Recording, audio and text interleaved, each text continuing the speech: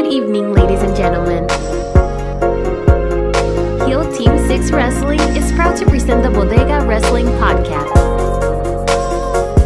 So sit back, relax, and enjoy the ride. In 5, 4, 3, 2, 1.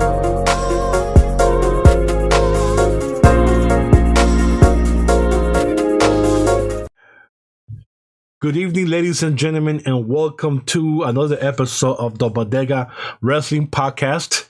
This is your host, the quintessential Puerto Rican muffin, Jorge Luis Martinez Jr. And as always, I am joined by a cast of characters, except today we are missing two of the characters. One, Robert Does Wrestling, is in the jungles of Puerto Rico looking for Alberto El Patron to see if he could join AEW. And Michael Larkin is doing his 27th podcast out of 50 that he needs to get done by tonight. But we have a special guest, and you know who he is, the Impact Hater himself. And he also brought a new member to the family, and you guys are going to love this. She has a southern twang, if you know what I mean. But straight out of Melbourne, Australia.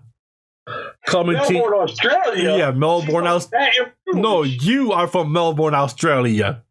Oh, there he goes, Chef already messing up. But he's from Melbourne, Australia, because last time I said from where he was from, don't tell them where I'm from. Well, I'm not from there. Okay, I'm whatever. From Melbourne, Australia, where he's trying to find Tobacco Joe or something like that. Who you be like, brother? Who are you? You know what, man? This is the chef, baby. Queens, New York, all day, every day. Yes, I now live in Florida, but when you do 35 years in New York City, you're never going to be a Floridian. I do lay my head down in Florida. So technically, I live in Florida. I am from New York City. Man, I don't know nothing about no Melbourne, Australia, chasing dingoes and none of that. Hey, you sound like you do sometimes. And today we have a special new member, and she's a female, ladies and gentlemen. Oh my goodness, we went there, and she's from Louisiana, where she just got done skinning some snakes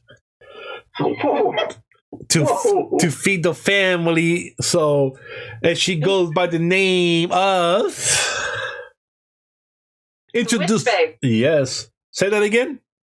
Switch Babe. There you go, ladies. Not Switchblade, but Switch Babe. Yeah, it's a Jay White reference. It's the thing that I came up with for all of his female fans. That's what we can call ourselves, as Switch Babes. So, and I was the first one that came up with it. So I've taken ownership of it. So you listen to that. It was already trademarked by the Switch Babe from Louisiana. So if you see the name, you know who she is. But thank you for joining us, and I know you're gonna add some flair to the podcast. So thank you, and let's go have some fun right now. And is she gonna do a woo? Is that what she said? You said flair? I guess. I can do a woo. Oh, I want to hear it. Woo! Oh, Lord. That's what I'm talking about. It's going to be a good one today. Charlotte Flair just lost her woo. All right, so let's start right off with the Impact Homecoming that happened this past Sunday from the fairgrounds in Nashville. Now, we're just going to go through some stuff here, just some bits and pieces that I saw interesting. Rich Swann became the new X Division title holder in a 4-way. Good for him. He's a good talent, so I'm happy for him. Rosemary returned. And like I mentioned before in the last podcast, it was good for her to finally show up in person and not in a video. Oh, so, wait, but who called it? Who called that she was going to come out of a casket? You did. Some guy, some hater from Melbourne, Australia. My favorite match of the night, LAX defeated the Lucha Brothers, which I was kind of surprised that the Lucha Brothers lost, because I was thinking that the LAX will lose the title, but I'm glad that they kept it. And that was the best match in Impact Wrestling history. Best tag team match they ever had. You'll get your turn to rebuttal that. All right, my bad. Next, we had Taya defeat Tessa Blanchard to become the new Knockouts champion. This I did not like that much. I'm glad that Taya won. I just didn't like the way that Gail Kim got involved, and now Gail Kim's going to retirement and going to wrestle Tessa. That part I didn't like. But yeah, so that for that. Johnny Impact defeated Cage in one of the weirdest finishes that I ever seen. Yeah, it was wacky. It was weird. Nobody knew what the hell was going on. As everybody was booing the hell out of it, Taya came out to celebrate the first ever husband and wife champions on Impact. And the man that saved everyone from the boos, Killer Cross, came out, destroy Impact, powerbomb Taya into the crowd, and the man just solidified himself as being the face of the company for 2019.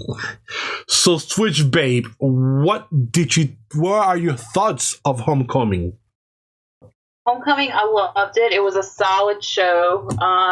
I went into the living room, watched it on the big screen, and just, got immersed and lost in it. And when I looked up, next thing I know, it's 10 o'clock and it's over. And it was one of those shows that kind of flew by for me. And I've had that experience with almost every Impact pay-per-view that they've put on, like in the past year, like from 2018 to now. And I loved it. Killer Cross is my ultimate favorite on Impact. I love his work. I love his promos. His in-ring work is solid and crisp. He is just an amazing talent. He's a freaking beast. And, like him coming out there at the end, I think really saved that shit, because that crowd was shitting on that. They didn't like it at all, because they had just experienced the whole Austin Aries fiasco the last time. And then they're going to go and do another Dusty finish, which I get why they did a Dusty finish, because they're in the asylum. Dusty was a part of the asylum days. So maybe they wanted to give a tribute to him. But still, if you want to really solidify yourself as a brand, like, don't do screwy finishes with your main title. I mean, if it's like one of your lower mid-card ones, maybe, but don't do that to your big title that, you're carrying your company around. And I actually want to see Cross with that belt. I want to see him with that belt in 2019, because, when they did Final Hour, he spiked them a rating. He has people talking. He is gaining a social media following. He is, getting more mainstream wrestling news press. He was just featured in Gorilla Position. I think he really is the linchpin and the key to Impact having a successful 2019. Loved Rosemary coming back. I legitimately screamed so loud. I have cats, and 3 of them just scattered. They were like, "Oh crap, Mama's freaked out. We're running." So I loved Rosemary coming back. I love the whole Undead Realm thing. I love stuff like that. Like, I'm a happy goth chick at heart. So anything that has like ghosts and spirits and demons, I'm all over it.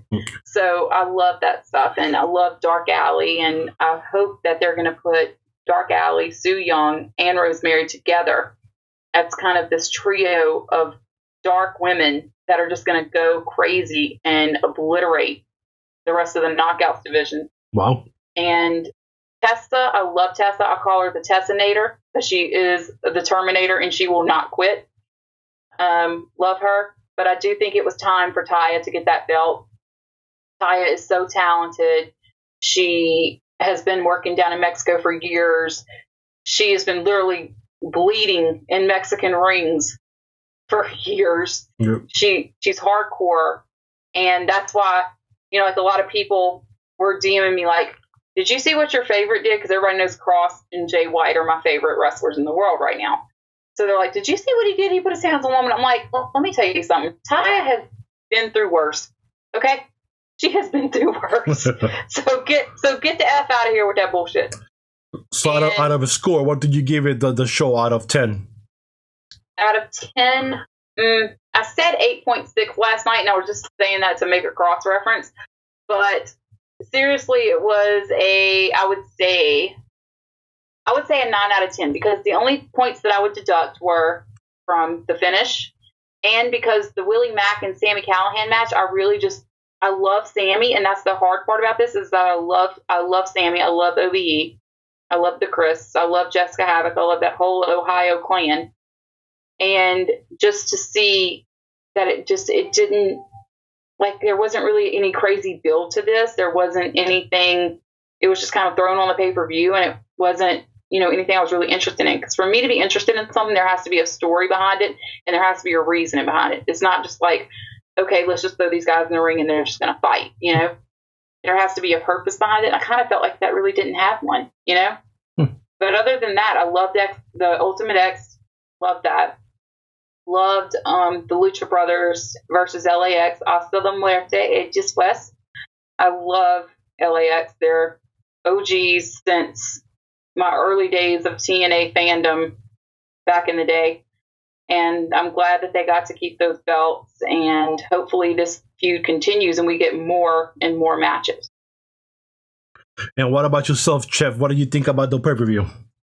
Dude, how the fuck do I follow that up? I don't know, bro.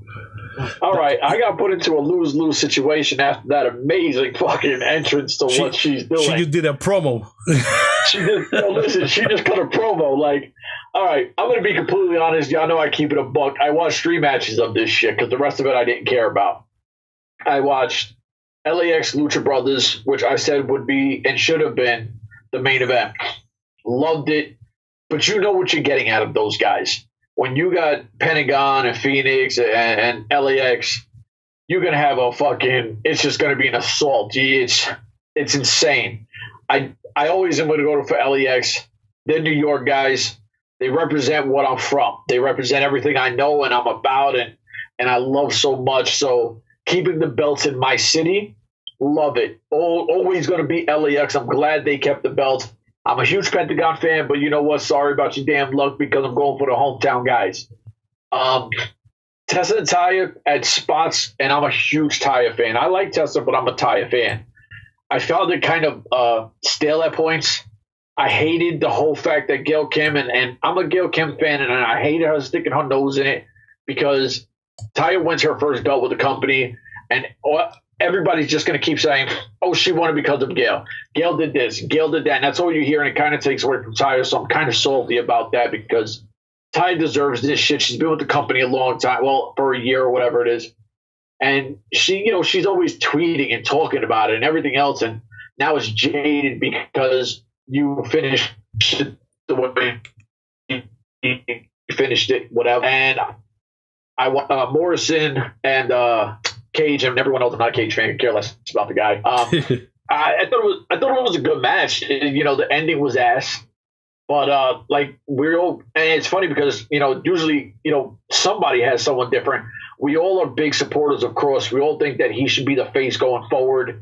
Him doing what he's doing, it's nothing short of fucking awesome. I mean, Larkin bring it up last week. Him punching the cinder block and killing pretty much. What the hell is this? Trevor Lee. Trevor Lee. Yeah, he pretty much fucking killed him because we know he's not with the company anymore. So technically, Cross got a murder rap right now because he murdered him. That was a contract killing. When your contract expires, you get killed off of television. Yep. You see? On the last episode too. I'm enjoying this. This is fun. She's gonna bring a whole different asshole out of me that you're gonna enjoy. Oh wow, that's bad. But yeah, no, I really enjoy what Cross is doing, and I think that I don't want to say Johnny Impact's not the guy or whatever, but I think that Cross right now he's the buzz of Impact, and I think that you got to ride your wave because Impact is, to me, and I always say, and I don't care who gets upset, it's going backwards. A guy like Cross can move the direction forward. You know what I mean? Like build on him because he's the guy. You know what I mean? Like a lot of people don't remember him from, I think he was in NXT or whatever he was, and then he was in like Lucha Underground. Right now, what's up? He was in. He had a tryout at the Performance Center. Yeah. He has done a tag match on WWE television as an extra, but he hasn't been in WWE. He's been mostly out in the West Coast, FSW, Ring Warriors, AAA. Yeah. And the thing with those is a lot of people here, like regular fans, don't really know those other companies. So if you market him right, he could be Impact's guy. You know what I mean? He could be the guy that you go forward with. And I think that there's no better guy right now in that company that you sit there and go, holy shit, we got a diamond in the rough with this guy. You know what I mean? Like, so he is a diamond. He are, in my eyes, he already is one because he is miles above in promo work. Facts. Almost anybody in the business.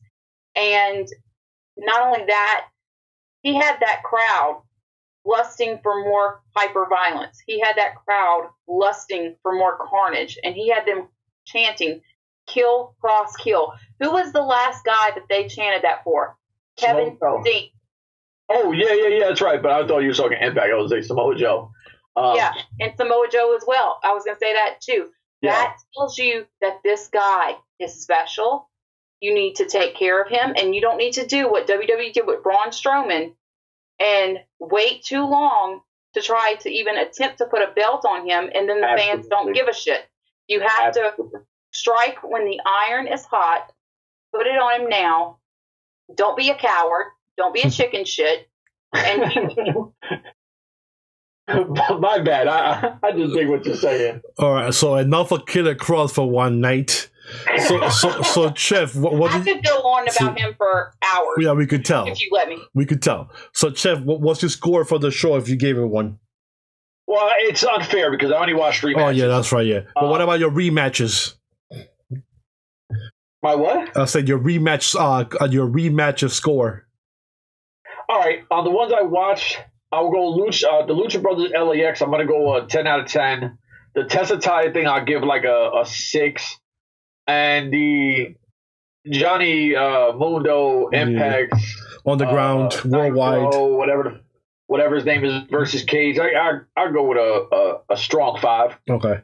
Now there was another piece of news that came out for that night. Also, was that they actually announced that Impact is going to be simulcast on Pursuit and the Twitch app, which means there is no more excuse from anyone saying, I cannot watch the show, I can't find it anywhere, because Twitch is an app and it's in every single device that you have. Phones, PS4, Xbox, everything, the Twitch is there. All you need is a good internet service and you should be fine. All right, you know what my issue with that is? They're trying to make it seem like Pop sucks so bad, and they went to this one, right? And Pop does suck. No gimmick shit, just regular talk. I'm not trying to be funny or nothing. But my beef with the situation is the fan base wants to fucking crucify Pop, hype up on fucking Pursuit. But if you need Twitch to help you promote your shit, that's pretty bad. You know what I'm saying? Like, people have to understand that it has went backwards. Hopefully it goes backwards to go forward. You know what I mean? I'm not shitting on the company, but I do agree with you. I don't want to hear nobody say shit that they can't watch it. If you can't watch it, it's because you don't want to watch it. You know what I'm saying?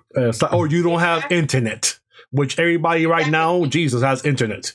Like, I've tried to tell people, and people aren't really listening to me, and they're not hearing me when I tell them this. With the Twitch thing, now Impact has a greater reach than WWE, because WWE, you can't watch full broadcasts if you don't have USA or in the future Fox. So if you just have an internet connection and you have any device in the world, pretty much, you can watch Impact, and you can watch it live and in full, and the accessibility is there now. And the whole thing with Pop, like, I feel like they were slowly getting kicked out of Pop. I feel like they were slowly but surely getting kicked out because agree. You know, and I just think that they were trying to find something good, but they just couldn't, because they haven't built up enough trust with the television community yet. You know, they've been with so many networks over the past several years. They've been with Spike, Discovery USA, or Discovery America, whatever the frick that channel was called. Destination America. Destination America. And then Pop. And they haven't stayed anywhere for a long time, and I think that maybe that's what they need, to stay somewhere for a while, even though Pursuit freaking sucks. Because I legitimately was almost in tears whenever they announced Pursuit, because I was looking and I was desperate, because me and my husband are both cord cutters. So, if you are a cord cutter, besides that cloud TV service, you couldn't get it. And I didn't even know about the cloud service until like 5:00 p.m. that day. And so I spend that whole day and I'm freaking out. And I'm like, you mean to tell me I've like fallen in love with this Killer Cross character, and he's my favorite in the world, and you mean to tell me like you're going to take him away from me? Like, I was upset. Like, I was angry. Now, like, I'm a quarter Puerto Rican, and I was ready to go on. Wepa. Oh, didn't see that coming. Me neither. Yeah, they just a humongous curveball. Now, a switch, babe. Since you're from Louisiana, do you know who Jimmy Houston is? Oh, geez, Jimmy Houston. No. I told her yesterday. She was like, I don't know, and I was like, damn, you used to be cool. You don't know who Jimmy Houston is? I don't know who. I don't really know. I don't watch hunting and fishing type stuff. That's not my thing. So I really wouldn't know who he is. Well, your Puerto Rican 25% just got down to 15.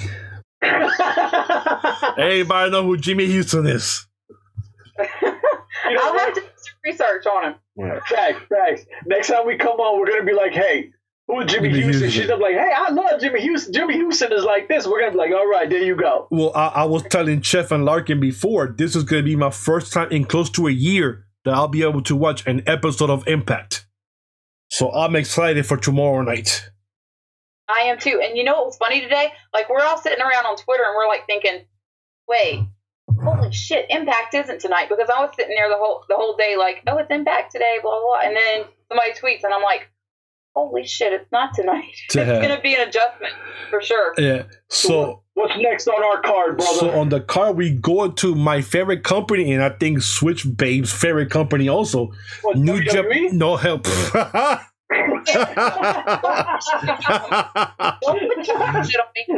was a good one. We're going to go to the land of the rising sun, New Japan Pro Wrestling, which had their second event of the year and on their New Year Dash. And, this is the part of the year the show where the new feuds for the year start. And all the good stuff, who's coming in, who's coming out, happens. Except this year was a little slow. The whole elite is no longer there. We found out Kenny Omega is no longer with the company. We found out Kushida is leaving the company at the end of the month after being there for 8 years. So that kind of sucked a bit for the show. But the only good thing that happened that night was that Chase Owens and Yujiro Takahashi rejoined the Bullet Club, baby. And in the words to my friend Chef, Bullet Club is just fine, Chef. Is just fine. So Switchback, what do you think about that? This whole news of Kenny Omega leaving and Kushida leaving. Kushida, I did not see coming because I didn't really think he was going to leave. So that one caught me off guard. My little otter is gone. I'm sad. But the whole thing with the Elite, I kind of knew that was coming. I knew the Bucks and Cody for sure were gone. I thought maybe Hangman was going to be gone as well. Kenny, I wasn't so sure on because Kenny, has basically become a Japanese citizen. Mm-hmm. He lives there. He has made that his life. And so I really didn't see it coming. And the fact that he is saying that he is going to leave tells me that he's leaving for AEW. Like, he's just not going to leave a life he has made for just WWE where, you look at their programming and it sucks. He's not going to take that risk. He is going to go for AEW where he has friends that are going to treat him right and that are going to book him right and that are going to make the right decisions with him. So that I kind of saw halfway coming with Kenny, but not totally. The whole thing with Yuge and Chase getting back with the firing squad or the OGs, I saw that coming. I even tweeted earlier in the night, I said, Hughes and Chase have always been with the OGs. They've just been doing covert operations, and y'all all have been coupled. And then later on in the night, when Tama Tonga does his little hard hand, which was so adorable, I loved it, and gives them hugs, I was like, I wouldn't quote tweet, this aged well. Yeah. And so, and I loved the whole show. And of course, seeing Jay hold up that IWGP heavyweight belt, I was like, please let me see this soon. Please let me see this soon as a reality, because I love Jay. He is, for as young as he is so damn good with his promos. He is good with his in-ring work. He knows how to work the fans in Japan to such an extent that the normally respectful and quiet New Japan audience that's so demure is now ready to riot. And if they didn't like littering so much, I'm sure whenever he was in Sapporo that night and they were just booing him out of the building, I'm sure they would have did some WCW heat type crap and would have threw trash in the ring at him. And that is incredible that somebody that's a heel can do that in Japan. And I just love him. And I think that he is also the progeny of Prince Devitt, whether people understand that or not. Prince Devitt was the one that gave him a business card with Prince Devitt's name on it for him to contact him so that he could go to New Japan. My God, I miss Prince Devitt so much. Jesus. I miss him too. I was like, I'll listen to Real Rock and Rolla every now and again, and I'm like, I'll just be like, universe, please let me hear this in the Tokyo Dome again one day. Please. I just beg you, please. Because I've been a Bullet Club fan since the very beginning. Since that first theme song, since before Shot 'em. And I love the OGs. I love what they're doing right now. I love the whole good guy Tama Tonga stuff. It's hilarious because this is so facetious. It's beyond ridiculous. And like what Rocky said on commentary. Yeah, this is just a ploy so he can sell out that block party and then he's gonna go bad boy again. Yeah. Hey, so Chef, what do you think about the news? You know what? I don't know if you really watch New Japan that much or not. So no, you know what it is. About a year ago, my oldest son, he was big into New Japan, and he had put me on. So I'm current up to probably about a year ago. Like I think it was Wrestle Kingdom 12 was when maybe a month before Wrestle Kingdom 12 is when I started watching New Japan. Okay. So when I started watching New Japan, I hate goofy shit. Like, there's very few goofy acts that I actually could be a fan of. I'm a pretty serious person. So when I seen the Bullet Club with the Bugs and they're all goofy and they are who they are, that's where I did the whole the Bullet Scrubs, the Club with No Bullets. I just really did not like the Bullet Club at all. The Tommy Tonga guy now, though, I dig that guy because he's serious. He's more badass. He's official. I love this firing squad stuff. I always call the guy Micah, and I always, it's just what I'm used to because, I went to, I was in Orlando all the time and he was there. Yep. Yeah, so I always call him Micah. But, and I always chop up the guy, Minoru Suzuki or something like that, the older guy. Minoru Suzuki, yes. Yeah. I love him. I even call him Dad. Yeah. That guy, I'm going to be completely honest. In the year that I've watched, he's already in my top 20 favorite all-time wrestlers because I just think he's that good. You know what I mean? Like, so I do know a little bit about the company. I love what the Bullet Club is doing right now, or Firing Squad, or Gorillas of Destiny. I don't know which ones their name is right now. OGs, whatever they're called right now. The Tommy Tonga direction, I enjoy the whole shit. I think that's what the Bullet Club should be. The Bullet Club should remind me of the old school NWO where they beat the shit out of you just for living. I liked it. I don't have an attachment to many people because I'm new to it. I'm not like you guys that you understand the history of it. I'm still very new. Yeah, now there's two more news. That's perfectly fine. At least you're watching, at least you're learning, Yep. Now, there was two other news that came out from New Japan that Rocky Romero had resigned with the company for 2 more years, and so did Chase Owens. So both of them are there till the end of 2019. So that should be good. Yeah, and they're both very talented guys. Yeah.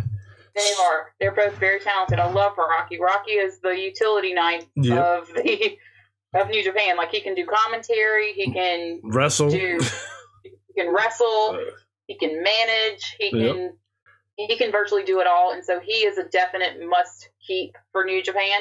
Yeah. He has helped so much with the foreign guys coming over and getting adjusted and finding their way. He is definitely a valued person there. And he's Puerto Rican. Can't go wrong with that. Rican. Yes. Can't go wrong with that. Yes. And Chase, I love him. I love Chase on the case. I love him. He is just hilarious sometimes with things that he does, and he thinks he's Tongan. Yeah. I love that. Yeah. So, I'm glad to hear that those signees are happening, and I'm hoping that more will renew in the coming weeks. And Minoru Suzuki, like you're all talking about, I love him. And he's one that if Cross ever did go to New Japan, I would want him and Suzuki going, because him and Suzuki have so much in common. Yeah. They both have that pancrase type background, and both are into ultra violence and pretty much murder. And I can see Cross murdering some young lions really easily. So, I love Suzuki, and I even call him Dad as a joke. And I'm saying that one day when I meet him, I'll ask him to adopt me and teach me the art of badassery. Now, there's one last topic, which this is going to be the big one of the week. And everybody saw this because it was free on every access channel you could find on a phone or anything. And that was the AEW pep rally that happened on Tuesday. That was hosted by the who's of wrestling. And I mean, they basically just introduced the whole structure of how the company is going to be. I mean, Shah Khan, which is the owner of the Jacksonville Jaguars, he is the pockets, and I mean the deep pockets that's going to be funding the company.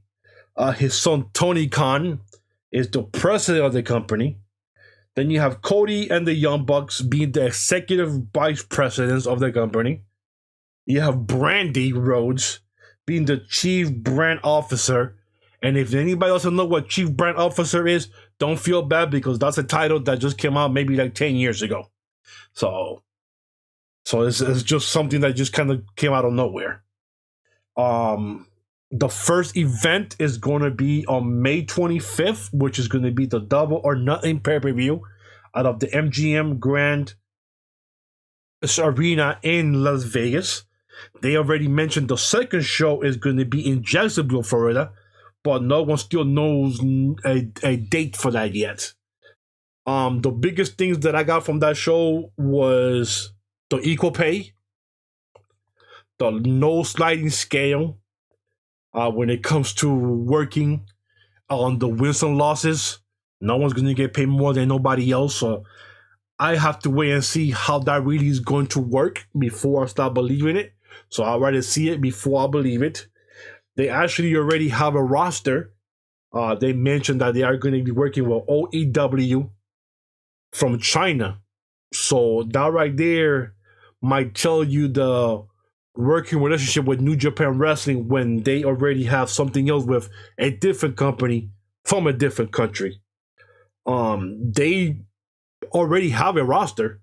I mean, they have Cody, Nick and Matt, Jericho, which is the big one, Paige, Daniels, Cass, Scorpio, MJF, Joey Janela, which I never knew who he was till WrestleMania weekend last year. He came out of nowhere. Pac. Then they mentioned the good brothers from OEW, which is Sema, T-Hawk, and Takiji Yamamura. And then from the ladies' part, they have Brandy, Dr. Britt Baker, and Penelope Ford. Whew, I just ran out of breath. Good Lord. That was a lot. Now, I saw this. I was excited to see this pep rally. I was very, very excited. I was impressed. And with a lot of answers, there's also a lot of questions of how this whole equal pay sliding scale thing is going to work. Who's going to get what? was going to get what, because we know Jericho is not getting anywhere near getting paid as everybody else. So I mean, let's just say that that's the truth there. He's getting paid more than anybody else there. So I gotta see what happens.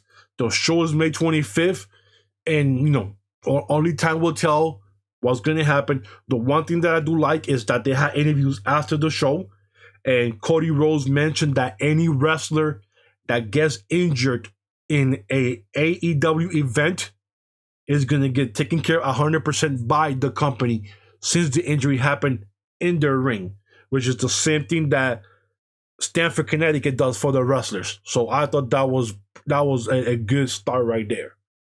And another rumor that I heard earlier today, Kenny Omega, when he found out that New Japan Wrestling was not going to work with AEW and was going to stay instead with ROH, and that kind of made him push him out more because of the AEW and how the Switchblade mentioned the friends that he has in the company.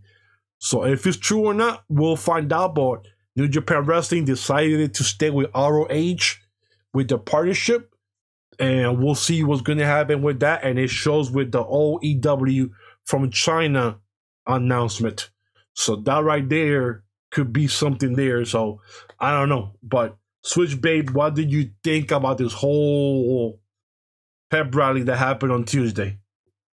The entire time I had chills, and I'm live tweeting this, and I'm just like, every person they brought out, I'm just tweeting their name with like a bunch of exclamation points and with the 3 hashtags that were going that day, and just so much excitement and so much hope for an alternative that we have been desperately needing for so long here in America. I mean, yeah, we got New Japan, but that's like on in the middle of the night. Not that I'm going to stop watching New Japan, because I would never stop watching New Japan. I'm addicted to Pure so I will be till the day I die. So, but the signees that they had, I was kind of expecting. I was kind of expecting Joey Janela, from his performance at All In. I was expecting Penelope. I was expecting everybody, pretty much, besides Jericho and Pac. When Pac came out, I legitimately screamed. I was like, hell yeah, Pac, yes, because I have missed Pac so badly, and I still call him Pac. Like, even when he was Neville, I would still call him Pac, because I just love him, and hopefully now that he's out of WWE, he can be more himself. He can be that proper bastard Pac that he needs to be, and I know that Nick, Matt, and Cody will allow him to do that. And the whole thing with the sliding scale, I think the way that that's going to work is basically entry-level employees, mid-level employees, and upper employees, they're all going to get paid the same regardless of sex. That's the way that Brandy Rhodes explained it on Twitter. So to me, that is a very good thing as a woman, because if you look at WWE salaries for their women, they are fractions of what the men make. And it's that way across the board in a lot of places. So for them to make that change and to say, we're going to pay women equally and the same and value them the same as our men is huge to me. And the whole thing with the health insurance, like they're wanting to provide health insurance for employees. They're wanting to provide insurance for the wrestlers, and they're wanting to give them workers' comp so that when they get hurt, they can be comfortable at home and they're not having to worry about starting up a GoFundMe or anything like that, which I love that, because there have been so many guys that have gotten hurt. And like me personally, like I will kick back somebody, like if I know their PayPal and I know that they're hurt, I'll send them a 20. I'll be like, here you go. Don't send me anything. Here, this is for you, because I know you're hurt and you can't work and you're stuck at home. And maybe that would take that burden off of the fans that and it's not a burden to me at all. Like I know that I would want somebody to do that for me if I was hurt. So just this whole vision is beautiful. And I hope, and I know that the Khan son, not the father, but the son, is a huge wrestling fan. And he knows what's up. He knows what's good wrestling. He knows what's bad wrestling. And he isn't going to be like just a random billionaire that's just investing just to invest. He's investing because he's passionate about it. And that is what we need. We need an investor that is passionate about this project. And, I've heard that they already have 2 TV deals that are on the table. a lot of exciting things happen. And the show in Vegas, I'm 90% sure I'm going to Vegas to Double or Nothing. So I am so excited about this, and I just can't wait. And the Bucks and I have gone back almost a decade. I found the Bucks when they were working in an independent in California on this very, very random, hard to find channel on Dish Network called Colors. And I saw these kids, and they were kids back then, and they were so good. And I said, these guys are going to be the best tag team in the world one day. 10 years later, here we are, and look at them. And just to see them up there when they couldn't afford McDonald's or Popeyes or whatever the case may be, about 2012 to now, it's just beautiful. And I love it. And for Cody, you know, his father must be smiling down on him so hard, you know, as a booker, as a father, as a wrestler, everything under the sun. It's just beautiful. And there were some moments yesterday where I got emotional, and I was just so happy for these guys because they deserve the world. And today also Chris Jericho did an interview with Busted Open Radio, I believe. And I think he slipped up and said Kenny's name. Like, he didn't really go back and confirm it, but he slipped up and he said Kenny's name. So I'm thinking Kenny's going to AEW more and more. Well, we'll find out if he doesn't show up at Royal Rumble. Well, he's not going to show up at Royal Rumble because he's been with the 30th entry for the last like 5-6 years. Kenny, here comes Kenny Omega. But he's not going to show up because his contract with New Japan expires January 31st. Okay. And they are not going to let him out of that contract to go and appear on competition's television. They're not going to do it. That's true. So everybody who's on the internet saying, oh, Kenny, they could let him out. They could do this. They could do that. I'm like, shut up. He's not in the Royal Rumble. Get over yourselves. So stop stoking that flame. Like, I've been sick of that for the past few years. Like, every contract season, everybody goes apeshit, and everybody thinks that, oh, Kenny's going to show up. He's going to be in the Royal Rumble. I'm like, no, he's not. He hasn't done it. Yeah. And, you know, look at past behavior. Look at history, you know? So, that ain't happening. So, Impact hater, are you going to start putting AEW as one of your hating ones, or no? No, I'm excited by AEW. You know I'm excited. We talk about the chat thing all the time. Oh, yeah. I love AEW. I do. I think that is something fresh. I think that is something real. I think that WWE hasn't had competition since WCW. As much as I love TNA. Facts. You know what I mean? Like, I love TNA. Let's not get it crazy. TNA was my shit. But the only real competition you ever had was WCW, and I think that this feels, with the backing they have, with the people in power, with the people in place, they have everything you want to be a competition place. And if talent in WWE, you see all the rumors, you know, and unfortunately I don't read dirt sheets. I don't care about these people who want to throw rumors. Unfortunately, I have people who send me this shit all the time, and they want to talk to me about this shit I don't care about. But you see all these things that they're saying, oh, you know, WWE talent, you know, they want to be pushed. They're not getting pushed. They feel this way. Listen, if you feel like you're stuck and you don't want to go to an Impact, you don't want to go to an ROH, you want to stay in the States, well, AEW is here now. You have the right people. You have the right people in place. You know they're industry people. Between Cody being a WWE guy, I know he's got a lot of relationships there. Through the Bucks being in ROH and New Japan, you know they got, you know, relationships there. You got people who have been in each one of these companies all over the world who have working relationships with everybody. So it's not hard for them to go, oh shit, look what they're doing over there. You know, like they just got MJF from MLW, which hurts MLW. You know what I mean? Yeah. I love MLW, but it takes away from them. But it's showing you this is not even a thing yet. This is a logo. There hasn't been one match. They have not been in an arena. They haven't done shit. This was outside in the parking lot, and people are already hyped up because they believe. You know what I mean? Like, yeah. You know, the AEW logo shirt is the #1 selling shirt on ProWrestlingTees.com right now. Fact.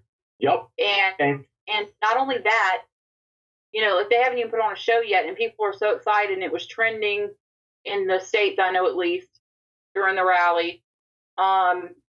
There's so much excitement in the air for this, and people want it to do well.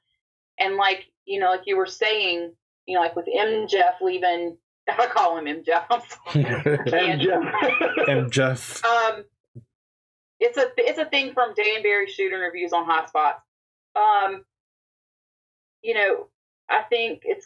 really think it's gonna do well, and I think it's gonna benefit a lot of people. And like you were saying, people that are stuck in WWE that aren't getting pushed, I know they're letting their contracts run out and they're going to AEW because they know they got friends over there. Like Cody is friends with the Revival. I know that. And I know the Bucks and the Revival want to have a match. So, they could go. Zack Ryder could go, who was friends with a lot of the elite guys. There's going to be a lot of movement. There's going to be a lot of talent movement within the next couple of years. And it's going to involve AEW. AEW is going to be, like I said, Cross was the linchpin earlier. AEW is going to be the linchpin in this. And they're going to be key in making Vince care again, because they pissed Vince off being 2 blocks away from SmackDown, blowing up the stadium with all that pyro and showing them up, being like, hey, we got all this pyro, and guess what? Y'all ain't got none. And y'all are on national television. And he also stopped people from coming into the arena with the AEW shirts. That was going to be my next thing. And then they stopped the fans who paid their hard-earned money to come into your show. That, like Cody said, you have to be an idiot to do that. As Vincent Kennedy McMahon, your ratings are struggling as it is. Your attendance is struggling as it is. And you're going to turn people away who want to come to your show just because they're wearing an AEW shirt? What a prick. What a petty prick. And it shows you that it already affected him. You know what I mean? It shows you he's scared. He is scared. He is intimidated, and guess what? I hope he is, because anything that gets Vince McMahon in this position brings me so much freaking joy, because I know that it's going to make him produce a better quality product than the McDonald's mass market bullshit he has been putting out. He has to. He can't keep putting out. Once this first show happens, he cannot put out another bad month or two. Because these guys we sent you the link of the podcast we did, and like Jorge was saying, through the Khan family, they have a lot of connections, and they're going to get a major TV deal. Yeah, I've heard TNT and TBS. Yeah, if they land on those, the cool thing is for people who might not have been old enough to watch the Monday Night Wars, this might happen again. You know what I mean? And I'm not trying to put that pressure on AEW, not at all. I just think that this is going to scare Vince. He's already shown his colors by, addressing fans wearing the clothing of that company, and he's scared. If he doesn't produce, this company's going to come in and punch him in the face. They're going to knock him F out. Yeah. The one thing I liked, and I'm not a big Cody fan. I've never been a big Cody fan. I appreciate his work, what he does. There's a lot of people I'm not a fan of, but I respect their work ethic and everything else. Cody Rhodes, when he speaks, I made a joke saying, wow, he felt like a politician. He speaks so eloquent that I was like, wow, I was taken back by it. I was like, holy shit. I believe in the message he was giving. I appreciated, his passion for AEW and what he's trying to build. To me, there was no better person to be on that mic than Cody Rhodes. I dug the Young Bucks, doing their fun shit, the jokes and everything, but he felt like he should be the voice of AEW. He did an amazing job. I don't know what Brandy's doing. She's cool. She's really sweet. I met her a few times. Absolute doll. Pac, I know him as Neville. Him coming out with Jorge, what's that? The Dragon Belt? Dragon Gate belt, which means, he mentioned he came out with the belt, Dragon Gate belt. And he even mentioned the company Dragon Gate. So this could be something moving forward where they can have a working relationship with another Japanese company being Dragon Gate. That's what I thought, because a lot of companies don't allow other companies' belts onto their stuff. So seeing him bring it on, and him saying, look, I'm already a champion. I was like, oh shit. Like, and I like Hangman Page. So I was like, oh wow, like what the fuck is going on here? But Pac is a huge signing. Yeah. He's like the wow factor. Jericho at the end, you're like, holy shit, Jericho did come back with these guys. You got all these things that AEW is just, it's every week you're going to see something new. Britt Baker's amazing. Yo, and let me tell you something. With Brandy, we're calling her the chief brandy officer. Basically, what Stephanie McMahon is in WWE, she is going to be for AEW. Like that position has been. That's what a chief brand officer is. It's basically a person who represents the company, who goes out and does community outreach, who is basically the face for the company in business and different situations like that. Okay. So that's basically what she is going to be, and I don't know if she's going to be an active roster member or not. Oh, most likely, yeah. Yeah, because she did say something about wrestling. Like she has been growing in ring. She said something about being in the ring. Yeah. Yeah, and so and then speaking of Jericho, they took Jericho out of the opening signature. Yeah, they did. In WWE, they did that real quick. Yeah. I was like, damn. The same night, like 2 hours later. Yeah, it was like it wasn't even 2 hours later. I'm like, damn. I'm like, Vince is pissed. Well, but to be honest though, before we, give the belts to AEW, let them have a show first. Let them see what they're gonna do before we knock down WWE, because WWE has been there for 80 years and it's still there. So no, Jorge, it's not knocking down WWE. Well, no, because everybody on Twitter, this is going on. AEW hasn't done anything yet. No, let them have shows. Let them have some shows. Let them have a TV deal. Let them do some house shows and go from there. A year from now, if it goes to the point that they will do the Monday Night Wars or Tuesday, then you'll see, AEW is doing what they set out to do. So we still can't crown them number one yet. See, Jorge, the one thing that is funny, we always talk about, we talk in the chat and everything else, and we don't do here, is we're honest wrestling fans. We understand the history that WWE has. We understand that little kids still today, they want their Mania moment. We understand all that. It's going to take AEW at least 5 to 6 years of building up whatever their big Mania show is. I don't know if it's going to be All In or whatever they coined for their yearly big show. Yep. It's going to take years of them to have a product to say, hey, look, we are what this is. You know what I mean? We can compete with WWE. We can give you better than WWE. We'll treat you better than WWE. We understand that WWE will always have the nostalgias of Hulk Hogan, Macho Man, down the line, everybody, Ric Flair, even though he's a WCW guy, there is no WCW claim for WWE. You go down, Tito, everybody, I don't need to go into it. But what I'm saying with AEW is they're putting everything in the right place. And if they can continuously every year grow and grow and grow, by year 5, you're looking at people saying, shit, I want my all-in moment. You know what I mean? Because if you could produce that main event to be as big as Mania, if you can have cities, because I lived in Florida when WrestleMania was here. My 45 minutes it took to get to work was almost a 2-hour drive. Oh, I believe it. Mania. Yeah, Mania is insane. You know what I'm saying? Like, I don't even want to think about the financial aspect of it. But if All In, and think about it, All In was just one pay-per-view that sold out in an hour or like 35 minutes, some shit like that. Yeah. All In was able to sell out over 10,000 people. And if they could produce that year after year, I'm telling you now, you could look at something and say, oh shit. You know what I mean? Like, this is serious. Yeah, absolutely. Like, they're already having it with having almost a 20,000 seater that they're trying to sell out. If they sell that out, then that's some exponential growth on a curve that is going to go up. Yep. So, like we're not saying that, hey, this is going to be a knockout blow for WWE. We're just saying that this is going to be competition that is going to make the entire wrestling industry as a whole better.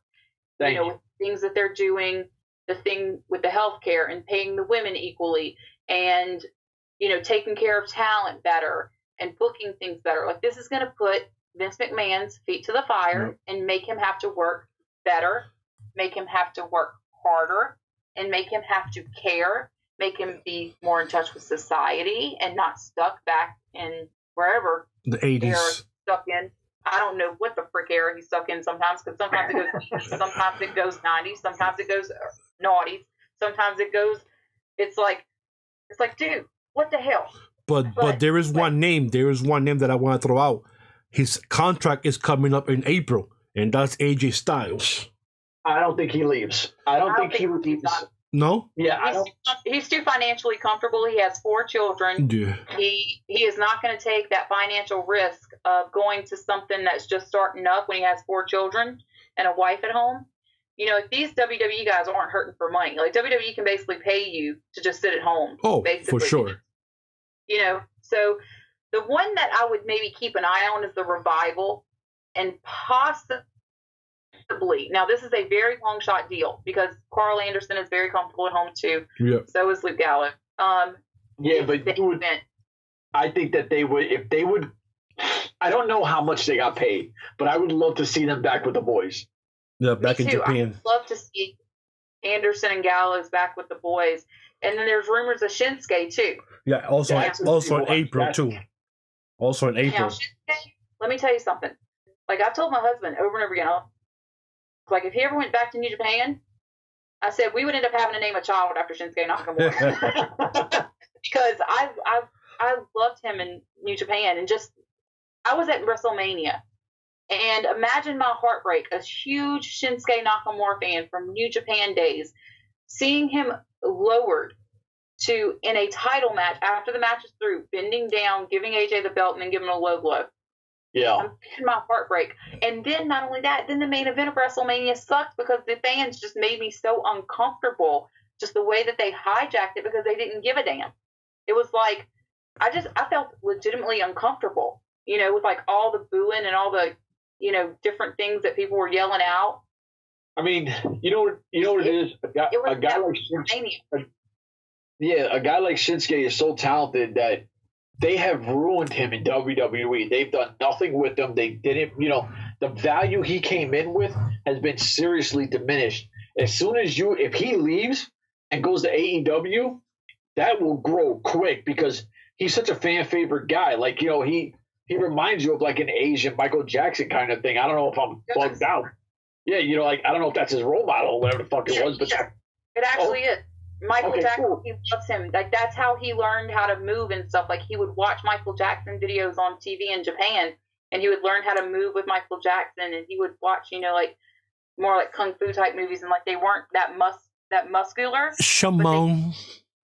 And that's how he came to be, and how his style came to come about.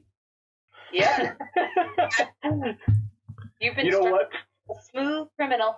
Somebody actually made a tribute video to that on YouTube, and I watch that all the time because it's amazing. Like I said, there's so much that AEW is showing, and there's so many opportunities now. The more companies there are, the more there is for talent to grow. You know what I mean? Like, so exactly. I'm excited about this. I don't want to coin the word like all in. Like, I don't want to try to be cheesy because I haven't liked American wrestling for a few years, and I'm excited about this one. I think that this will get me back into watching something with an American voice. You know what I mean? I watch a lot of Scottish wrestling. I'm starting to watch New Japan. And I just got tired of the shit that I've been seeing over here. But this is awesome. I mean, AEW. I'm hoping people. I'm a fanboy for people like Taylor Hendricks and Rebel, and I hope I see them, eventually in there where they could be treated. Yeah. Is actually going to be the stylist and makeup artist for AEW. Oh, okay. Yeah, I'm excited. I didn't want to say that, but I'm excited about it because I can't really say nothing about that. But well, she put it on Twitter or whatever, right? Yeah. She put it on social. So it's out there. It's public. It's public knowledge. I ain't sorry. Sorry, Rebel. Anyway, like this is going to be better as a whole. And there was actually a whiteboard of the wrestling hierarchy that was put up on the internet a few weeks ago, and I reposted it the other day, and I got to find it and share it with you guys. But basically, what used to be Indies and WWE is now like this multi-class system, and AEW is going to feed into that, and it's going to help to further that to where we have a middle class to where, if guys don't get signed to a television deal, they can at least, make a good, comfortable living for their families working on some of these regional or, upper echelon indies. Like no longer is there just indies and WWE. There's indies that are true local indies in my eyes anyway. And then there's alternatives, which are like MLW, Progress, Evolve, that type of thing. And then you have the television type shows like Impact, ROH, New Japan, that type of company is up there. So now we have a middle class, and it's so great. And the Bucks and Cody and the Elite and all those guys that have been grinding on the indies for years are responsible for this. And the fact that they're getting to actually now reap the benefits of that is just so beautiful. And with AEW, if by any chance Cody or the Bucks get to hear this, which they probably won't, but if they do, I just want to send this message that you have nothing but my unconditional 100% love and support. I hope that this does amazing. I know that you all three of you, and Brandy and Adam and Kenny, I know all of you are stellar gems of human beings, and y'all are going to keep all right. And hey, just shooting my shot. If you need anybody to work merch, you need anybody to do anything for you, I'm your girl. Okay, so right now we're gonna cue the violin on that note. She just gave a passionate speech to you guys. Chef, anything else you want to say before we go? Nah, brother, nah. I mean, we had. You know what? I will say one thing. Our new girl, yes, woman, lady, whoever, whatever you want to coin her, fandom is better than anyone you got on your whack ass podcast. And I got to talk like that because I don't know shit about your podcast. But take that. Woo! And with that, and on that note, we're gonna crumple today's list. And for the hater of Impact in Melbourne, Australia, the Chef, our new member of the Bodega Wrestling Podcast, the Switch. Damn, I think I already messed up. The Switchblade Babe. Switchblade. I can't even say it, man. Switchblade Babe, for giving her beautiful voice a little more, touch to us. We will say thank you so much for listening. And don't forget, like we always say here, be nice to each other on Twitter. It's just talking. Just talk to each other. Don't curse at each other. Stop killing people. It's all conversations about wrestling. That's it. Amen. Thank you so much for listening, everybody. And we'll see you next week.